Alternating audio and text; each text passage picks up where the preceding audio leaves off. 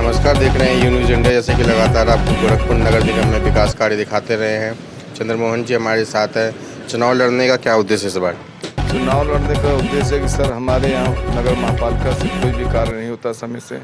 नाली है, सब कुछ है, खराब पड़ा रहता है, कोई भी आता नहीं पूछने के लिए। पिछले साल भी 2017 में चुनाव की तैयारी की थी और मैं भाजपा से कम 2500 साल से लड़ रहा हूँ और 2500 साल से उनकी सेवा में काम करते चला आ रहा हूँ भाजपा का।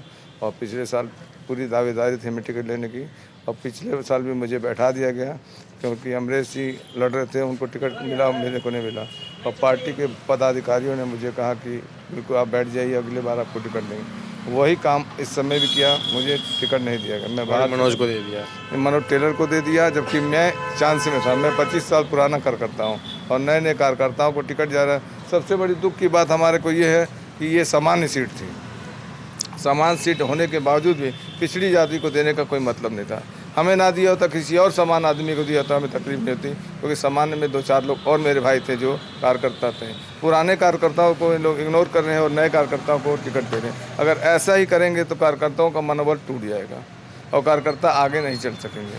और इनको कम से कम सोचना था हमारी पार्टी को कि हमारी पार्टी के लोगों को मजबूत रहें, आगे चलें। हम लोग महाराज जी से जुड़े हुए हैं, हम लोग के अंदर खून के अंदर महाराज जी के दम के लिए हमेशा तैयार रहते हैं, मरने के लिए, हर काम के लिए। तो महाराज जी जब तक हैं हम उनकी सेवा में जिंदा रहेंगे, तब तक कार्य करते रहेंगे। हम महाराज जी को छोड़ेंगे नहीं। अगर मैं आज जीत भी जाता हूँ अपने बल से, तो मैं महाराज जी के भाजपा में सम्मिलित होऊंगा, कहीं और नहीं जाऊँगा। आपके वार्ड में 67 नंबर में समस्या क्या क्या है? बिजली, पानी और क्या क्या समस्या? समस्याएं बहुत हैं हमारे मोहल्ले में। समस्या पानी तो आता ही नहीं यहाँ पर, सरकारी पानी तो आता ही नहीं। नालियाँ हमेशा ख़राब पड़ी हैं और नालियों की टूटी फूटी हैं। उसके बाद से जो क्या कहते हैं, सरकारी कोई भी व्यवस्था नहीं है, कूड़ा उठाने के लिए नहीं है। जमींदार जो आते हैं वो कभी कभी आते हैं, हमेशा रेगुलर आते नहीं हैं। सबसे बड़ी समस्या यही है। और हमारे पीछे गांव में बहुत ज़्यादा समस्या है कि पानी की सुविधा बिल्कुल किसी घर में अगर बोरिंग ना कराए आदमी तो पानी मिल ही नहीं पाएगा उनको। स्वास्थ्य और शिक्षा जो समाज की मूलभूत सुविधा है, कैसा चलता है वार्ड में? क्या चीज़? स्वास्थ्य और शिक्षा। स्वास्थ्य शिक्षा तो बढ़िया चलता है, स्वास्थ्य में कोई दिक्कत नहीं है। वो भी सब प्राइवेट अपने ही इलाज कराते हैं और शिक्षा ठीक चलती है।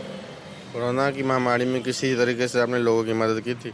हमारे कोरोना काल में और मैंने परमिशन ली थी डीएम साहब ने दुकान खोलने की, और भगवान की दया से हम अपने मुझ से क्या कहें, आप हमारे पूरे मोहल्तीपुर में ही हमारी इंक्वायरी कर सकते हैं कि कोई घर ऐसा नहीं हो कि मैं कोरोना काल का मैं और मेरा पुत्र सबके घर में सामान पहुंचाते रहे, ऑनलाइन पैसा मंगाते रहे और किसी को असुविधा नहीं हुई है। किसी भी घर से आप अभी भी मेरे नाम से पूछ सकते हैं कि चंद्रमोहन साहनी भावना किराना स्टोर से आपका सामान आया है कि नहीं।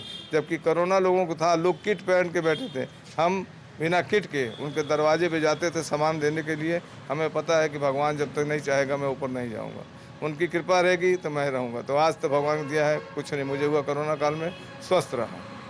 देख पा रहे हैं चंद्रमोहन जी का साफ साफ करना है, अगर जनता मौका देगी तो वार्ड नंबर 67 का पूरी तरह से विकास किया जाएगा। गोरखपुर से रंजन जायसवाल की रिपोर्ट।